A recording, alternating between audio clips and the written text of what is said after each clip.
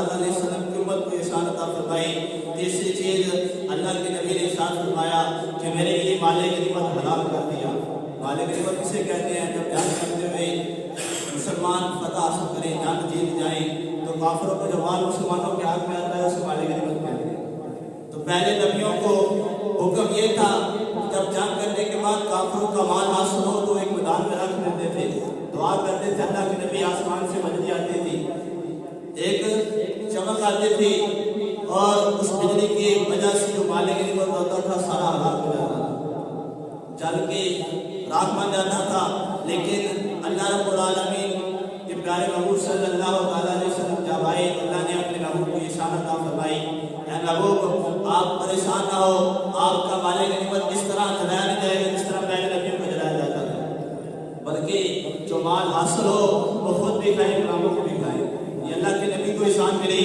اور پانچویں اور آخری بات، چوتھی بات یہ ہے کہ اللہ کے نبی نے ارشاد فرمایا مجھے رب نے شفاعت کرنے کا اختیار دیا، میں کل قیامت والے دن اپنے غلاموں کی شفاعت کروں گا اور انہیں بخشوا کے جنت عطا فرماؤں گا۔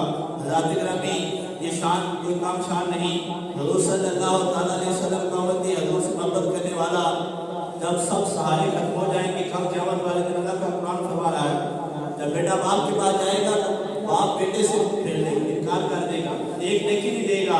ماں کے پاس جائے گا، ماں انکار کر دے گی۔ بھائی کے پاس جائے گا تو دنیا میں بھائی ایک دوسرے کے لیے جانے کی مانگ کرتے ہیں، جب وہ قیامت میں اپنے بھائی کے پاس جائے گا ایک نیکی کے لیے تو انکار کر دیا جائے گا۔ تو کل قیامت والے دن جو سہارا بنیں گے وہ اللہ کے محبوب کی ذات ہے، نبی پاک صلی اللہ علیہ وسلم کی ذات ہے کہ اللہ رب العالمین نے اپنے محبوب کو شفاعت کا اختیار دیا۔